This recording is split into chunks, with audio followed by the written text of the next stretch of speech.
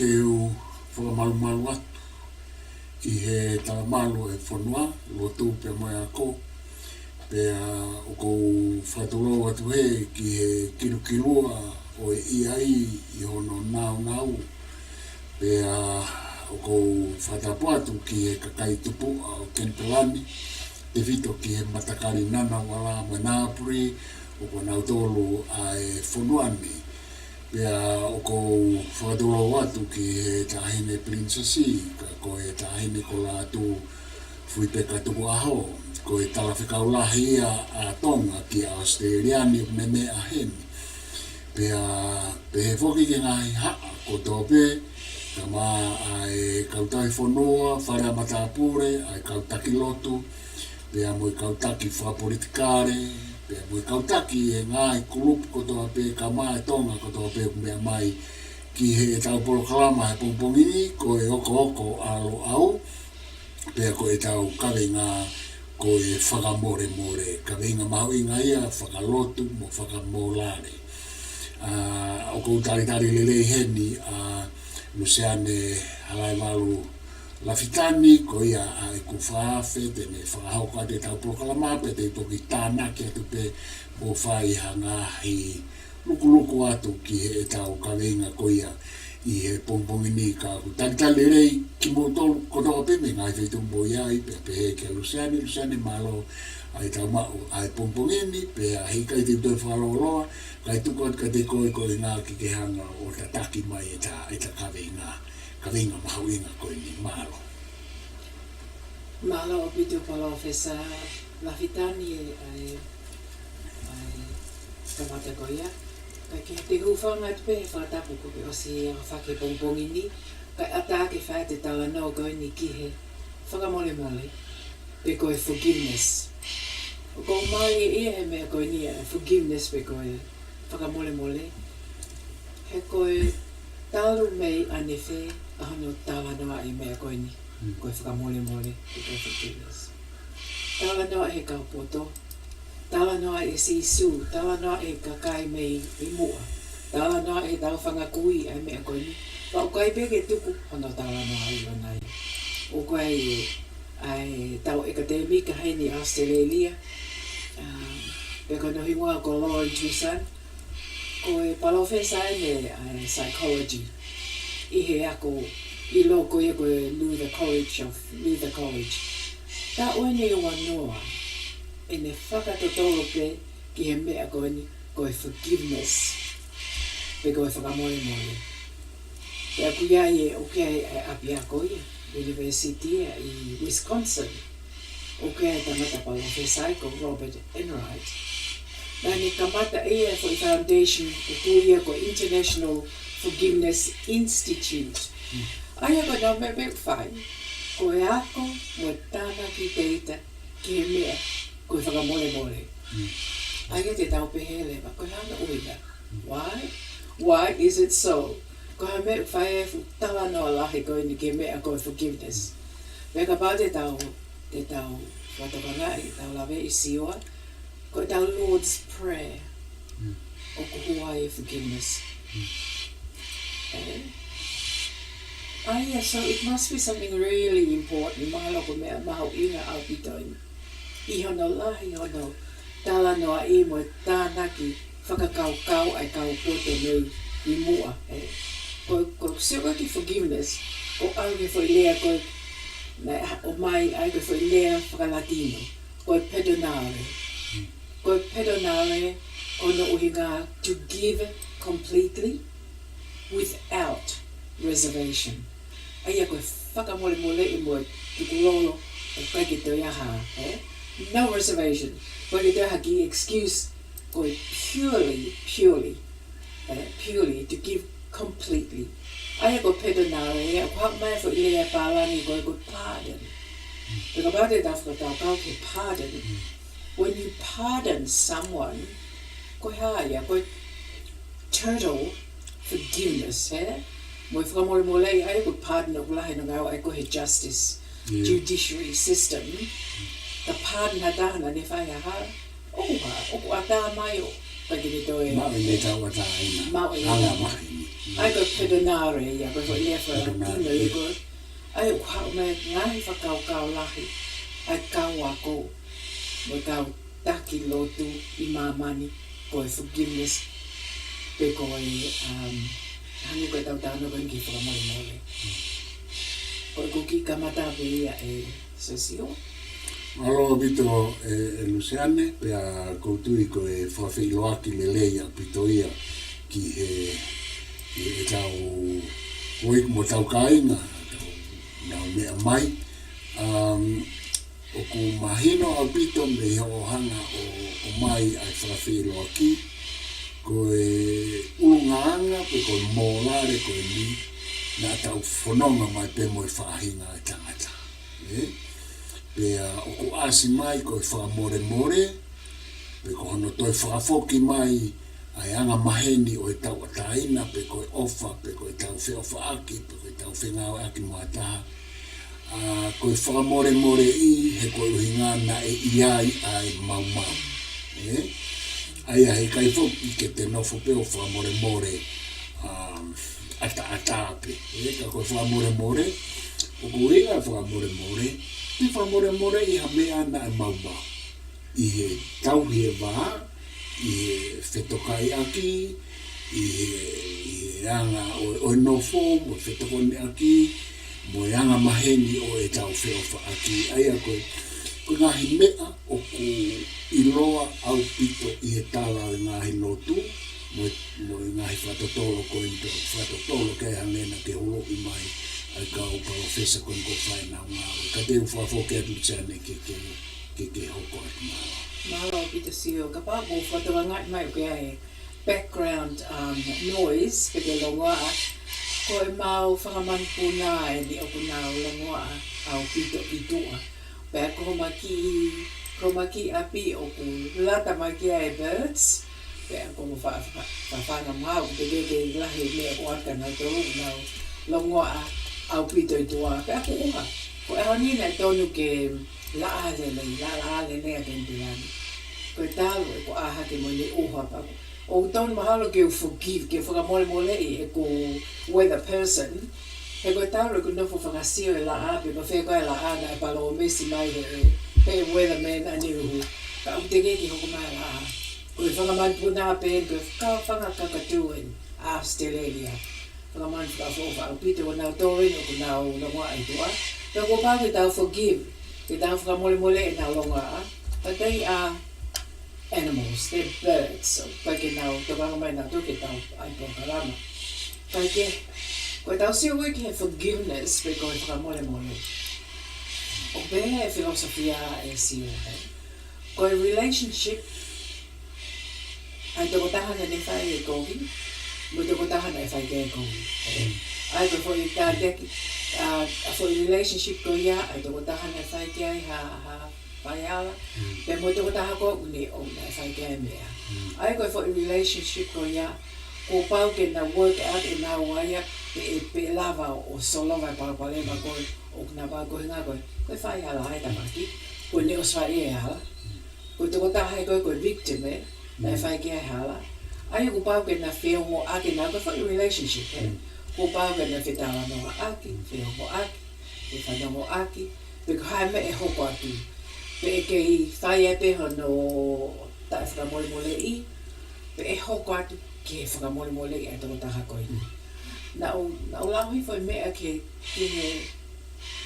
tau sio whaka culture, pe ko sio whaka whanua ki he mea koe ni koe Fakamolemole. Ke he au pito sio ai u whanua wesite, ke Fakamolemole mo forgiveness. Ke he ngai whanua koe nangai ko tau tolo koe, Ane ko ta whanua I site, ko tau tōre Pasifiki. O ke tau ngahi mea tau tōre, mo tau ngahi tala noa, mo tau ngahi lea ke Fakamolemole. Koe ke fwoi pehea ke pehea ke Fakamolemole I hata. Ko Western way of thinking, ko Fakamolemole is very individualistic. Ko fwoi whakakau pe, mo decision hataha, ke nehanga Fakamolemole I hataha, ko hinga ko me ko impact e mea mo mea ko na hoko ia te ia. Aia koe fo I decision whaka individualistic au pidoi. Whaka toko taha pe ia a ana. Ki he mea o pui koe whakamolemole. Ko tau tolu koe me ngai whanua ke he.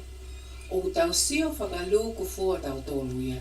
Ki he lelei ka pao e whakamolemole I hataha. He ko sio ke lelei ai haongo mea Māori. Ko lelei ai ki whaamili. Ko lelei ai ki lotu he. Siasi. Ko lelei whakawhanua. Ko lelei haki kolo. Ai o tau sio tau toro koe tau sio whaka individually a tau toi tau sio koe ke whakamolemole. Tau sio whakaluku fua tau toro. E mai mātua. Whakamolemole I. Ka sai tau no fo, kai mau e tau no fo. E ita pea me aia pa e whaingata ia ki whamili, whaingata ia ki seasia ko ia ko I ke a sioni mo mele. Aia o ku kehe ai Peter ai sio ki he forgiveness. Pahulahe ngahi ves for fora e toi tapu. O tala no ke mea koe ni koe forgiveness pe koe whakamolemole. Ai te tautoki o mai ngahi ves ko ia te wā whakapalangia te whakawhailesi. Pe tukulewa ke palofesa ke ne hana lau mai I hene toi tapu whakatonga ana. Ai whakatonga I koe whakawhailesi koe ni ki he whakamolemole. Kaku mahalo koe na o fia tala noa ki he. Hake koe sio whaka filosofia koe ni koe it's a relationship. Ai mea koe ni whakamolemole. Koe taha na whaihala. Koe taha na impact na whaikia ai hala koe. Tau sio koe ke ngai sio ngahi ai kau palofesa mo kau filosofa I loi I mama ni he. Hake koe taha no koe ka Aristotle. Pe mai Aristotle ia. Koe forgiveness ia pe koe whakamolemole. Koe mea ia ulelei. O hange koe hano ngahi kovi e individual ia. O koe ke whaia ha mea ia koe justice, pe koe usai ki hato kota. Koe fwoi mea pe usai e forgiveness koe toko taha koe na ne whai hala. Koe ke sai ke toko taha koe na whai ki ai fwoi hala. Koe sio ia koe Aristotle. Pe aku sio e ki ai ka tōtou whai, hange ka tōtou whai kou pe hata hai. Koe si I ngahi kovi ai pe toko taha koe whai ki ai kovi. Kai freedom pe tau ataina ai pe toko taha ia koe o koe ke fusio ia. Ke ne mea kou whai, he koe te whakamolemole I pe. Lua lewa sio neo alo whaha ne mea ke. O vale pe kutau te whanau. Koe nana te arpe o whai e mea tata. Mea lahi tau whanau ki ai. O kutau alo pa I e whai e mea tata. Tau kovi pe vāia mo I seasi, pe koe vā aia mono mali, pe ko hai e vā ko ia. Relationship, O tau mau pe ko hinga, he kona whakamolemole I koe te sione. O hangi koe kua fo I ngofua ia. Ke toi tu ati pe a pompong ara whai mea tata. Pe toi tu mai pe o toi kore whakamolemole mai ke whai te kao. Pe koe ki whamili. O koe tau osma mata. O tau toto mamata, tau toto ilo I mea koe ni. Io koe mea maho inga Luseane ai tala noa ia ki he whakamoremore ki he anga e tau nofo. Ai mea koe whakaukau e nofo e māu. Ai tau nofo e whamiri, koe mea ia hange kuke. Sanga ko o hulu le lei mai ai mahu inga ke tau whakamoremore a ki tako mea ia o ku tala noa ki ai e toi tapu ia, tala noa ki ai e kau filosofa e molale, pe koe na ko ke hanga o mai. Ka koe hangi ko mea kou mai Aristotle, Koe whakakaukau mahu inga ia Luseane o mai Aristotle. He ko whaahoko e whakamoremore ia o kai ke fu mama au me he ka aia o uhinga ka ko uhinga vas a Aristotle isa ai pau ke fai hano whakamau I lelei pe liri moeanga o e whakamoremore he ahoni fai mea tatau a pompong pe toi mamahi pe ai tahaia na e mamahi I he toko tahana ne whai mau ki ai koe ku arato kore whamoremore. Ka kuhinga foka Aristotelo ke o mai o whakamau I lele pea whai hasio ke whakasisi pea ta ofi au pito he ku hange koe tautala noa pe ku whaianga a ki pe he ta mai koe a whaia mau lao mau nofo osko ia ku asi mai a kore whamore o totonu ia ke whakahoko a whaimea koe nia uhinga Aristotelo whamore pa mahino he I kai toi whai uhinga I koho no mai ke whamau a ngā ke whamau I lele e ku hange ai whamore e tai mini ku toi mai ai ka ai kate whafo ke atu sane koe hanga pia tāna ke atu ki sio loto koe Aristotelo Io, he kusio whaka Aristotele koe tukataha koe o ni whai koe kohi o kai kia hane mea nai mole he has no loss all it is kuni os whai e mea ni whia mao os awea whai o na loto ka kuna wholewa tukataha koe nai whai kia kohi ka pau hao kore whakamole maasi o ni ka mea e tāli lewa e mele koe ngau ta mai whai whikau ke ne tāli e ta mana whamiri ke ne tāli e ta mana whanau ke ne tāli e kore whakamole asioni Te awa o ne tāli ka it leaves her oku lese mea hoko ki ai au pito he fo I balancing out koe fo ai mea koe ni unbalanced lahi au pito he ka pau te tau sio ki ai koe fo I mea pe Aristotelo koe fo I mea ni koe fo I mea koe forgiveness o koe ka mea kusai he koe it just gives permission o koange mo fuai ke toko taha ke aria te whai me rere. Ai te tau sio lewa, o koe ko hano aunga mea koe koe forgiveness. O ku tala mai toi tapu, ko pau ke tau whakamolemole e toko taha whai kovi mai. But how many times, koe tua whiha lewa te whai whakamolemole. O ku ia ha kalafi ki te pehe. Okay, te whakamolemole tua whaa koe. Koe osipe koe tua whaa heke ki toi whakamolemole I koe. And then what? Lewa, ko hele batali ai tohi tapu ke mea ko ia. Pe koe pe mai pe foke ai tau tohi tapu. Pau peke ke whakamolemole e koe he whakamolemole e koe siso. O anga kovi, mo anga halai. Ai te tau whai pe mea koe ku director toki ai. Ka iai pe e tau sio. Hane koe tau sio koe ki he kuonga ki mua. Ko hamen e hoko ke kaina e whai hala. Na keke hame e koe fungu whai a whakamolemole. Ko e tamate I pea so siwa he taimo ni whai a hala he no pele pe koe tui pe koe. Na keke ha fume e koe te ato. Ka taki na uki whai hala na oro whai me e koe na oro kai asimai hose a sione I kare. O keke hame e koe whakamole. Keke o futu ia te fulahe me e koe whakamolemole. I taimi koe ia. Na tau whai me e koe hulo wifi.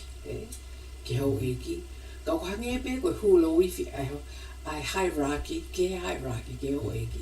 Koe me e koe ke commoners mo kalasi koe ki lalo. Na keke there wasn't much. A me e koe whakamolemole e kita koe tuusi hoto tu. Ai koe ne tātou ke ai a Marina. Mo Captain Cook. E nā o mi, o nā whakataka ngā e lahi e mole whangi vo I tuhu mo nima mo hāfua he. Ai a koe na keke fuwhai a me e koe whakamolemole iho tau culture o tau tonga. He ko maari e whoki Luseane, koe kore whakamolemole, ko e te kore, aia koe u mea whoki o kwange ko mea na ke hanga o mai anai, ho taranoa ni nai. O ku hoko I he toko ua, o ku malawa whakatau taha hange ko whakawhena ke wesite, pea o ku malawa ke whakatoko lahi. Aia, o ku pehe mea. Koe hange ko toi talanoa mai koe nā o toi maari e pea uia I foi ata. Ko hono whakamore e he taki ha whai hala ha taha I he anga e tau nofo. Ka koe rewa moe mea koe kore whakamore. O kui kai koe taki, ka koe tama o ku alu o ask for forgiveness. Koe tama na ane whai ai hia, mo mau. Aia o ku fokiu, o ku whamore I rewa he tama koe na e whai ki ai. Kau ke toi ome koe fo I ata e taha whamore. Whamore I e he taki pe koe e iki, I he tau no whaitonga, pa koe tuitonga. Ha whai hia, pa koe mau I ai tau ngahi tutuuni, pe koe tau ngahi whono. He koe pehe foki. Nei ke kia ha tau lamu a tau ngahi tutuuni. I kai nei tau ngahi tutuuni. O na e ui koe ngahi whono. Ka koe hange ko ho whakamatala. Na e whai pe o whakatatau, ki whakamau, ka pau e whai hia hataha I o tau ki koro. E alo kore whakamore ki taha na e whai kia e nehia. Pe, koe ne toi alu mea kore whamore ke whamore I he kakai, pe a whamore I he taki. He koe mea koe tau no whatonga, ka pahe ka ke whamore I. Toi alu ke whihi ange mea Luseane. Ka pahe ka ke whamore I he taki, hangi ko tā noa nai, e tā mate, pe tau pia mate. Ngahi tā noa kia I he tala o he whanua, tai mea koe na te kai ke whamaa wahe I ai koe. A whakaukau mahu inga koen kehe ai kau pure, kehe ai kau whamau, ai separation of power. Se, pa kehe rewa ai kau whaulao, hange koen I ku hoko I he ahoni. Ka koe whakaukau ia ko tānaka te pehe toi mea mahu inga na ke omi ke whamore. Ai whamore I he taki hataha au ku whai hia. Iyo. He ku tau hange kapate tau sio ke tangata koe ko Nietzsche. Filosofa siamani ko ia. O mali e ne tā noa. Nei mali e tatau pe me, mali e tatau pe me tā noa Aristotle. Ki he forgiveness pe koe whakamolemole. He pehe e Nietzsche. Koe me e koe whakamolemole. O whai ngofuanga pe mo agreeable angi. Ke te aru ki taia offen pe whai hala. Pe te tuki au lewa koe whakamolemole. He toko taha koe o ku whai kia hala. Pe ne whai ai whakamolemole I kita. Aia koe ne uhinga pe anai. Whai ngofua me aia koe whai hala, ko uhinga, koe forgiveness. He whamolemole. He whakamolemole. And that's what forgiveness does. Ko nau tala noa, nau tolu ia.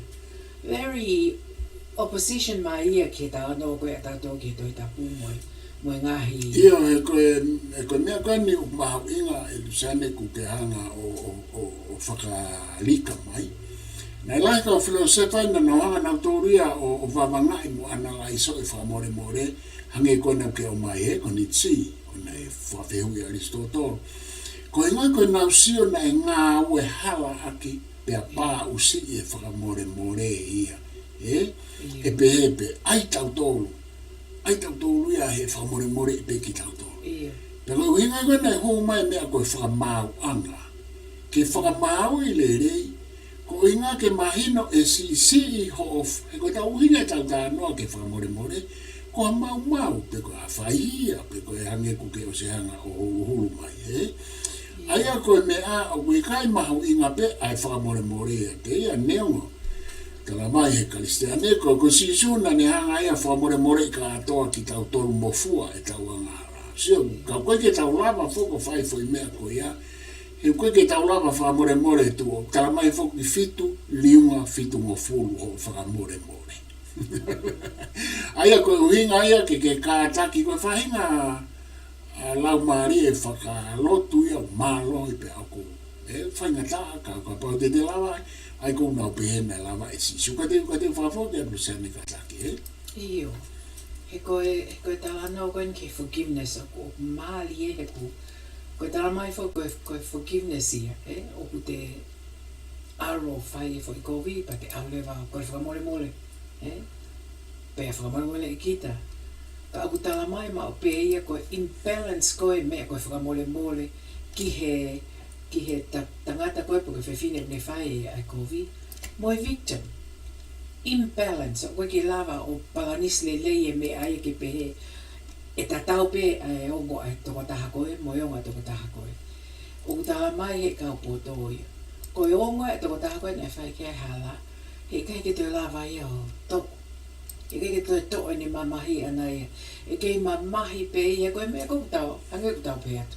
Ka pau te ke mhoto hoa ape. Aur hake mea kou te mamahi ai. Ta koe mea I he tau I hongo fuki moa. O ko ke ar hake pehe tai mo te mamahe ai. Ko he hana uhinga, he koe ke alu ia, it doesn't go. O koe ke aria just because o kore whakamolemole hata. He hanga ko te whanongo ke te whanau mo kawi, mo whangita mai ki. You said sorry, he? You have to say sorry. Pea say sorry, o pea lewe te kutaha. It's not good enough, he? O koe ke to o mamahi ia. Ia koe mea ia koe Luseane na e huu mai ai mea koe whakamau. Ai kou taranoa ke Aristotolo. O mai e tangata koe na e mau, pe na e whaihia, pe na e whaiangahala. O whakamau, koe uhinga ke aio o whai ahono tautea. Ai koe i whakareare wau pehe. Maurewa justice. Koe uhinga e whamau totonu, ke oange hano tuha, ki he mea na ne whai. Nai tuirewa ai civilise e tau tuku'au mai, e whakamolemole I mo oni lewa ai a ene mea na e whai. Ka koe hau ko pehe mai, whakamolemole, sai, whakamolemole I koe. O ku pehe ia hei kai ke lawa ke whai to'o ai fo I mau, ai o ku I kai mau rewa e justice. Ai a koe mea whakalotu re fo kia o ku pehe. Whakamolemole I pe e koe a hofiri, pe a ke ofa ai pe a os, pe a ai ha molotu.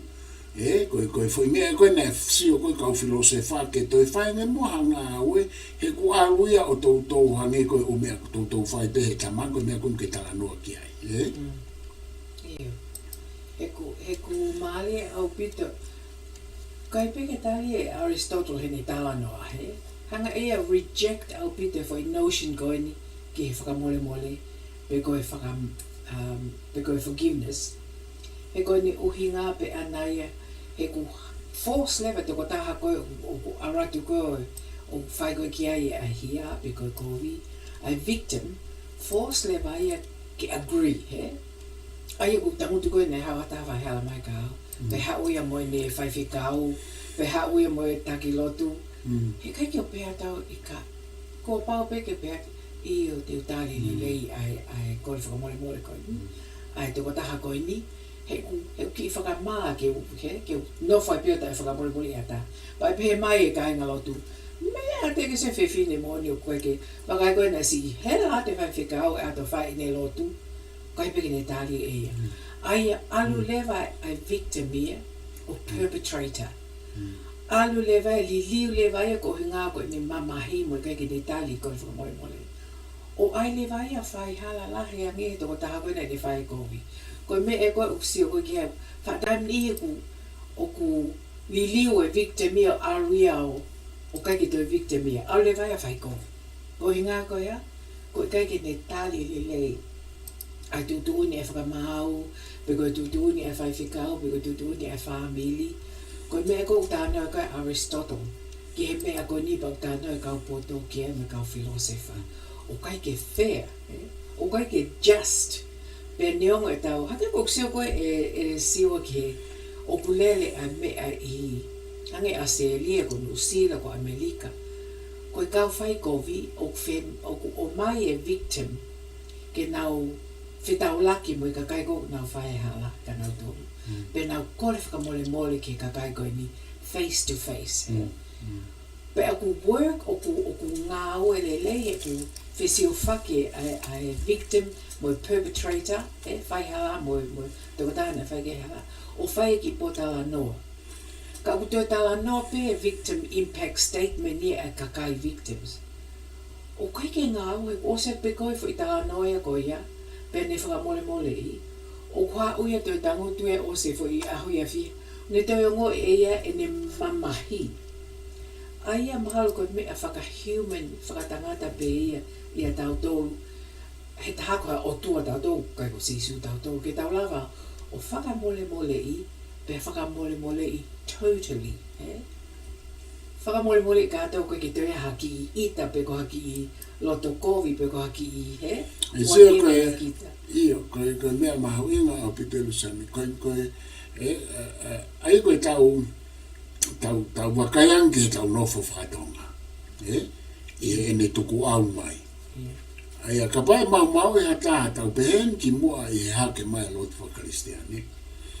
Ka mau e hata e ngai tutu uni pe koe whono e tau nofo whatonga. O ku tau te ai e he eiki, pe ku tau te ai he ongo mātua, pe ku tau te ai he ulumotua, pe ku tau te ai he tangata eiki. Aia, o ku oange ano tau tea, pe a whakamore I. Koe tau mea whatonga nei kai ke hoko pepe a whakamore I. Na e o mai, ke whai ke ai hasio a tangata eiki, pe koe sio ai kau mātu ai kolo, pe koe sio ai ulumotua, sio ai eiki, pe a makatu unga rewa me iai a hono whakamore I.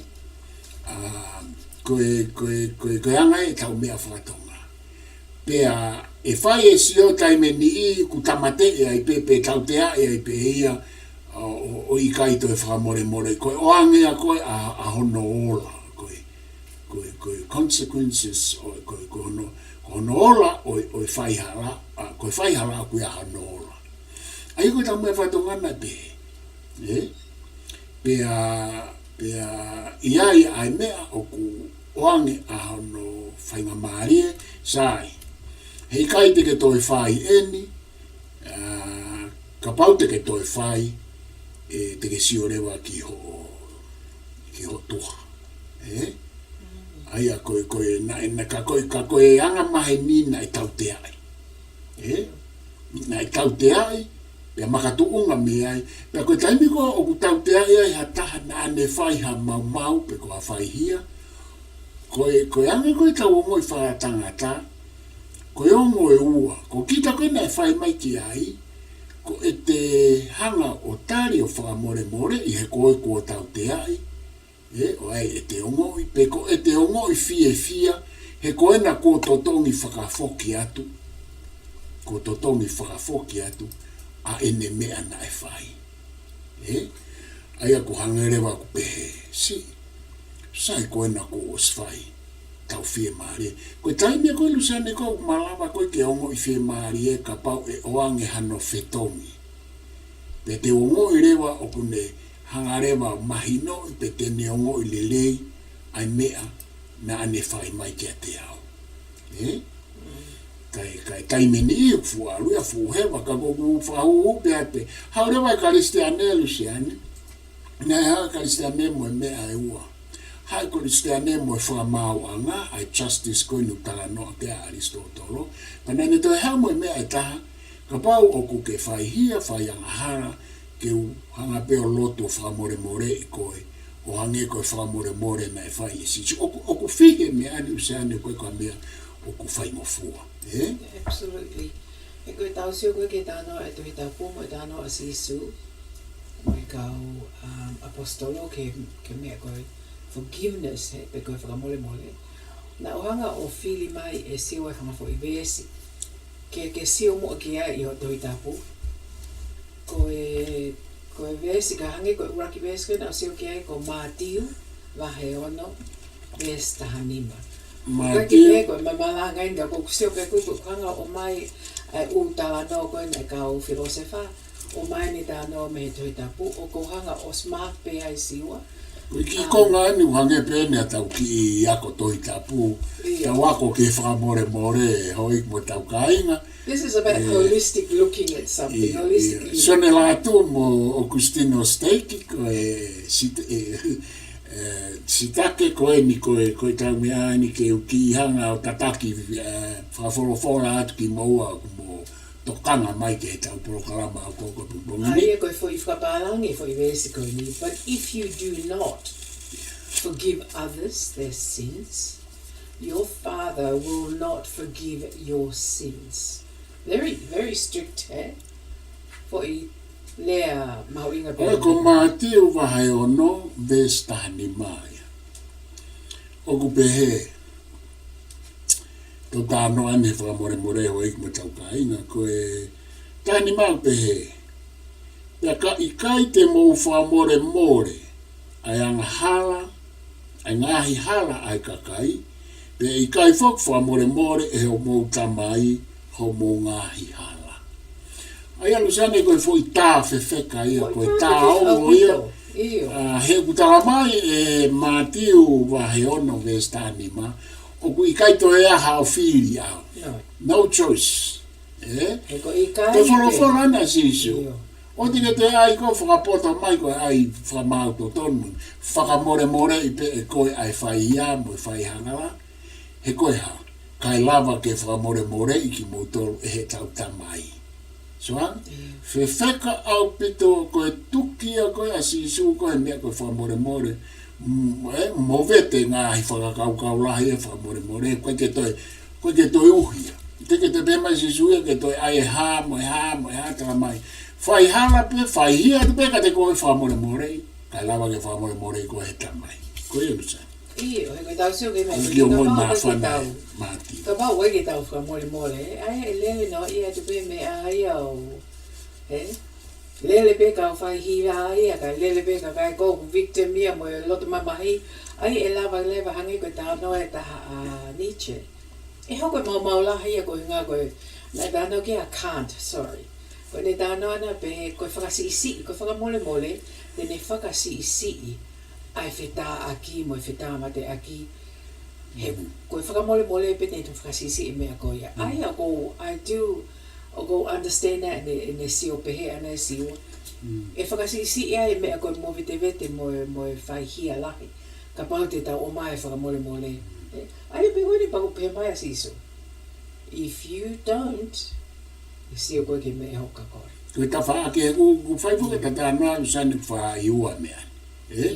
Koe kau tau kawe e whakamolemole o kawai a sisu mo i lotu whakaisteane mo ngahi lotu. Pea mo i kau filo se whao nau whakawheho e whakamolemole he ku pehe whaka nitsi ia. Koe whahinga ulungaanga koe ni ka pehe mo ma ni ko ma ke averi. Koe whahinga ulungaanga ia o e whakapō pula. Koe kau pō pula e ai ke tau whakamolemole. Ai una pehe whaka nawa. Koe ne whaihala mai whaihia. Kinis tau tea. Ka kutoi aspe whokia e toi tapu. O pehe whaka e toi tapu. Ka fuaru le vai vare o fu tōtua. Hiri whake wipi ki he tua e vare. Kasi e whakarea e toi tapu. O kutoi maari e ange. Ka paurewa alu a e tau whenga whakamolemole I o kui kai pe ongo. Koe huinga whokia e taranoa koe. Tō mai e wipi o lo papa ki e tua. E ko kai koe tau mea tau tō reke tau whakahoko e tau tea, he? Ka whai harama a siwa. Whakamolemole I he hao e te kotahai mo I fu wipi mo I fu hele tā koe ni a Democles. Tā I ake whai tua. That's what they do. Ka kia siwa katakma arat ki Hebrews 8:12. Hebelu. Iyo. For I will forgive their wickedness and will remember their sins no more. But forgiveness I bear. For I will forgive their wickedness and I will remember their sins no more. Koe forgive be ngalo opito ngalo ke opito. Iyo koe foi whare mai. Kau ate whai tō ngā he kou whieta nā ke ake whai kou whorofora koe au. Iyo. Hoi mo tau ka ainga mo mea mai. Koe he pelu wahe walu. Koe ia? Iyo vesi tahaua. He pelu wahe walu vesi tahaua. Ai au pe ano whaere a tau ka anoa tene whamolemole. He teu whakamore e mau ngāhi whaita e tō tonu. Pea ko e mau, pea ko e nau. E nau ngāhi whaita e tō tonu. Pea ko e nau ngāhi angahala e ikai te uto e manatua. Koe whai mea ia o kou maari e ia e Luseane. He ku pehe whoke e koe rea ia pehe. Whakamolemole kai oua e ngalo. Iyo. Lea ko ia. Tara mai hene e he pelu. Wahe walu vesta haua. Oua te ke whakamolemole. Pe osko ia pa ke tala mai kui kai ke ngalo. So? Tala mai e whakamolemole I he taime ku ke whakamolemole ata. Pea whakangalo. Pea whakangalo I o te ke toi mai. It's a really hard call. Yeah, Luseane. Io au pito.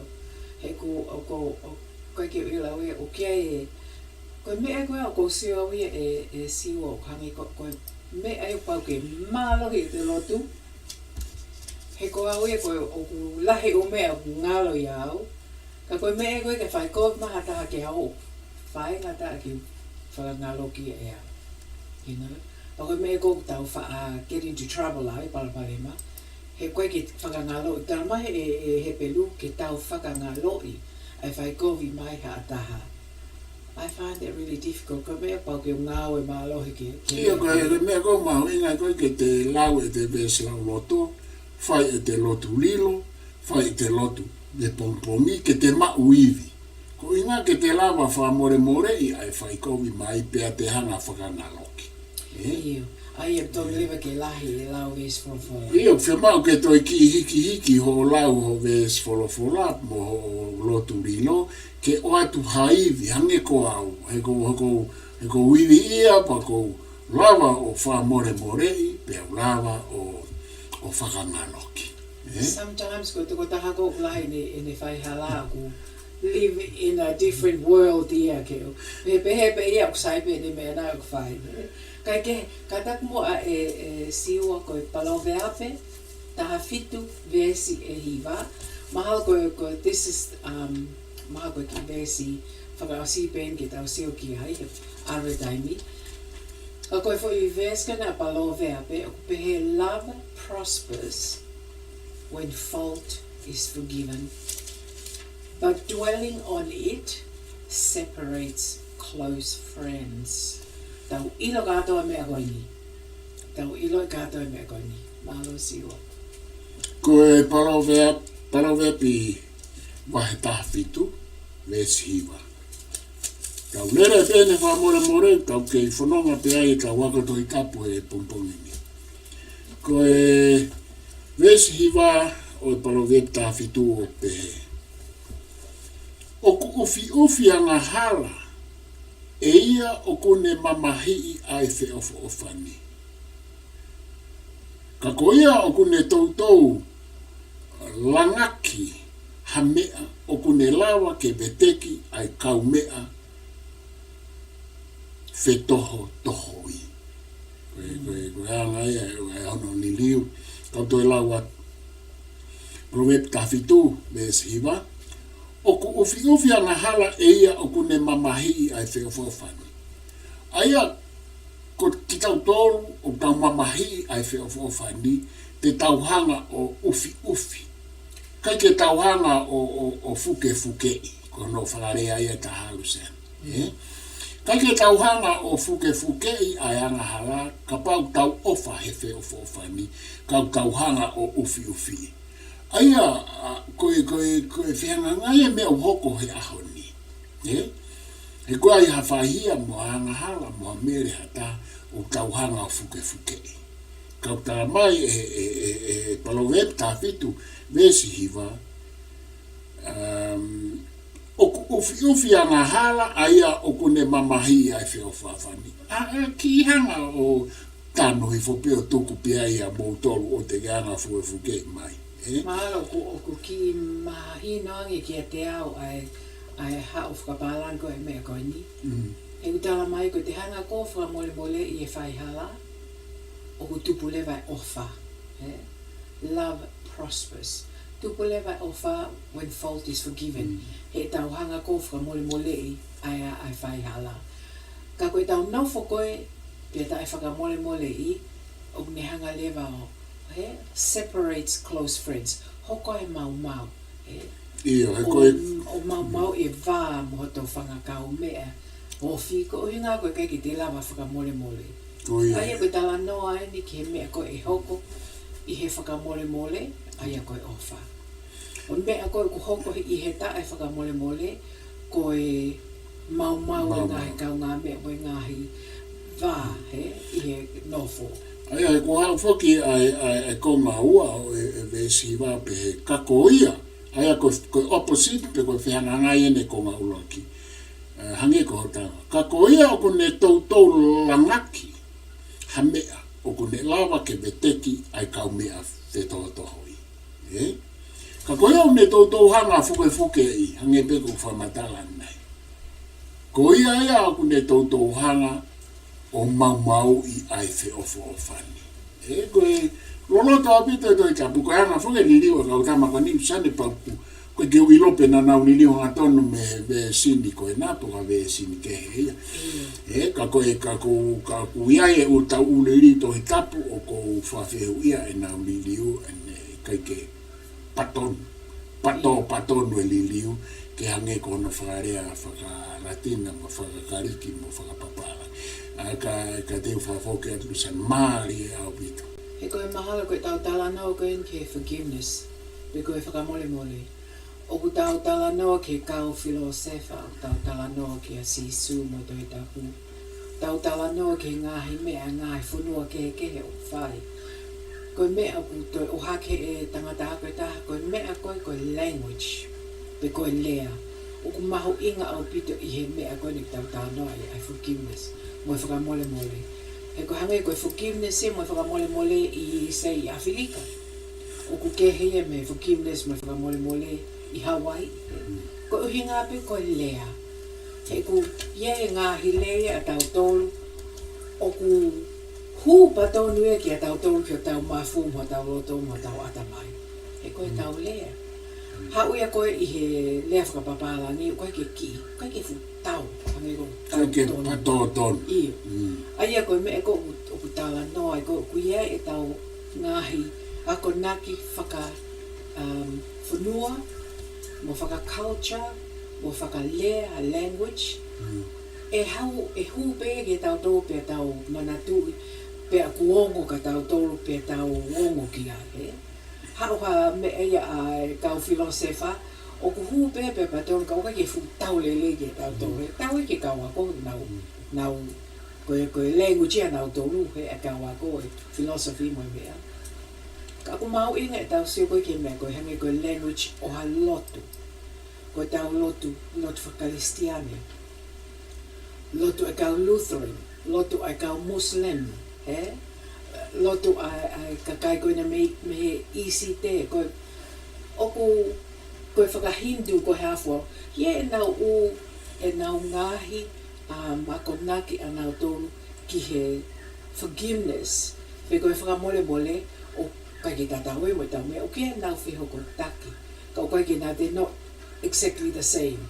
He ku whaima e nā wako naki ki he kakai o whonua, mo kakai o lea mo language ko ia. Nau ilo i mea ke whakahuhu mai ki ho nau kakai. Very interesting. Maari a pito koe iwia koe lea e Luseane, o kuia ia ai kehe ai anga i ngahi ongo, pia mo i ngahi whakaukau, pia o ku mahu inga au pitoia ka koe ta foki mai koe ki mea kou hoko o ku hoko ai mau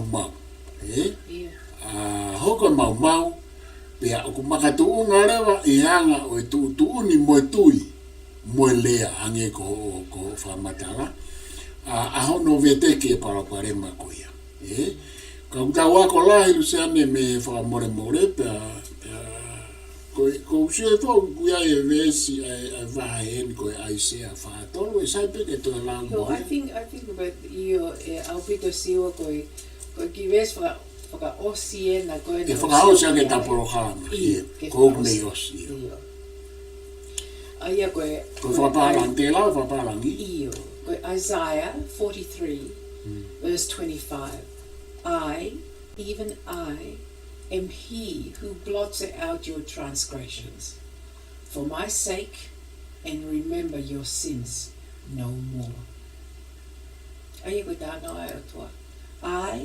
Even I am he who blots out your transgressions for my sake and remembers your sins no more. MALO siwa. Te watu ai whakatonga, Koe ai sea whātolu vesi wani maia. Koe tau Vai mo e ves whao sia ke tau tala noa veihe tohi tapu ke tala noa ke Fakamolemole pa te ula watu.